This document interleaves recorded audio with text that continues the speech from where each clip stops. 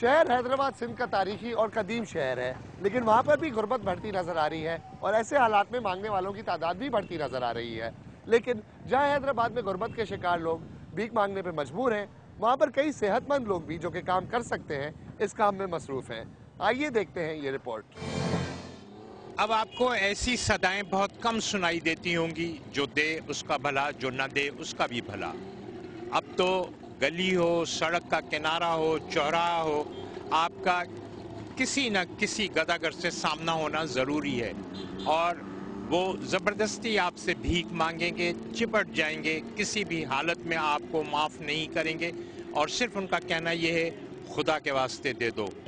بہت سارے لوگ گداگری غربت کی وجہ سے، افلاس کے ہاتھوں مار رہے ہونے جانے کی وجہ سے کرتے ہیں۔ گداگری اب ایک پیشے کی صورت اختیار کر گئی ہے۔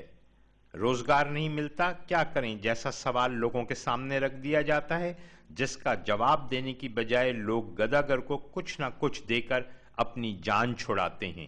اسٹائل تو ان کا مطلب مختلف ہوتا تھا، ان کا کوئی ایسا مانگتا تھا جیسے کہ ادھار مانگ رہا ہے ہم سے، کوئی منت کرتا ہے، کوئی تو بس اللہ کے نام پہ بول کے نہیں دیتے چلے جاتا ہے، کوئی چپٹ جاتا ہے۔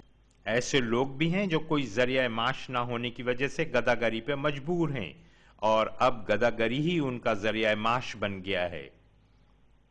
یہاں پہ بھاگ کے آ گیا تھا گھر سے، پھر کراچی میں کام کرتا تھا، ابھی حیدرآباد میں آ کے مانگتا ہوں۔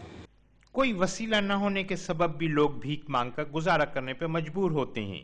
ان لوگوں کا کوئی پرسان حال نہیں ہوتا ہے، اور ان کی ضرورت انہیں بھیک مانگنے پر مجبور کرتی ہے۔ بس بندہ مار گیا ہے، مانگ پہن کے کھا رہی ہوں۔ صاحب ڈائریکٹر زراعت کے پاس کھلا رکھوں، مجھے نوکری نکال لیا، 4 سال ہو گئے تنخواہ نہیں دے رہے، 4 سال ہو گئے حاضری نہیں بن رہے، یہ ثبوت رکھا ہوا ہے۔ بھیک مانگنے، گھر میں بچے بھوکے مر رہے، کھانے کی روٹی نہیں ہے۔ لوگوں کی ایک بڑی تعداد براہ راست بھیک دینے کی بجائے ہوٹل والوں کو رقم ادا کر دیتی ہے تاکہ وہ ضرورت مندوں کو کھانا کھلا دیں۔ غربا اور ضرورت مند لوگوں کی ایک بڑی تعداد اس طرح اپنا شکم بھرتی ہے۔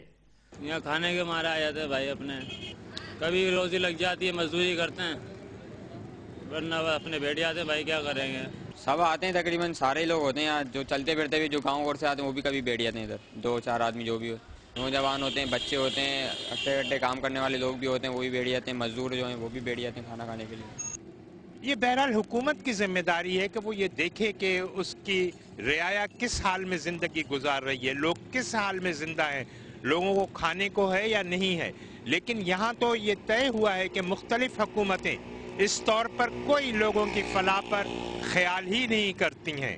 علی حسن، ڈان نیوز، حیدرآباد۔ اس ہفتے کی دوسری کہانی نے ایک ایسے موضوع پر روشنی ڈالی ہے جو کہ پورے پاکستان میں ہی مسئلہ بن چکا ہے، اور مانگنے والے آپ کو تقریباً ہر جگہ نظر آئیں گے، اور گزشتہ 10 سال میں ان کی تعداد میں تیزی سے اضافہ بھی پیش آیا ہے۔ اب سوال یہ اٹھتا ہے کہ حکام کی کیا ذمہ داری نہیں ہے کہ مانگنے والوں کا کوئی نہ کوئی بندوبست کرے، اور اگر ان سے ان کا بندوبست نہیں ہوتا تو کم سے کم جو مانگنے والے بچے ہیں ان کو تو سڑکوں سے اٹھا کے کہیں پناہ دے اور تعلیم دے تاکہ وہ قابل شہری بن سکیں۔ ہمیں امید ہے آپ کو اس ہفتے کی دوسری کہانی پسند آئی ہوگی۔ شو کا وقت ختم ہو چکا ہے۔ اگر آپ کو اپنے خیالات کا اظہار کرنا ہو یا کوئی ایسی چیز ہو جو آپ دوسری کہانی میں دیکھنا چاہیں تو dk@donnews.tv پر ای میل کریں۔ اب ہماری ٹیم اجازت چاہے گی اور ہماری ملاقات اگلے ہفتے ہوگی۔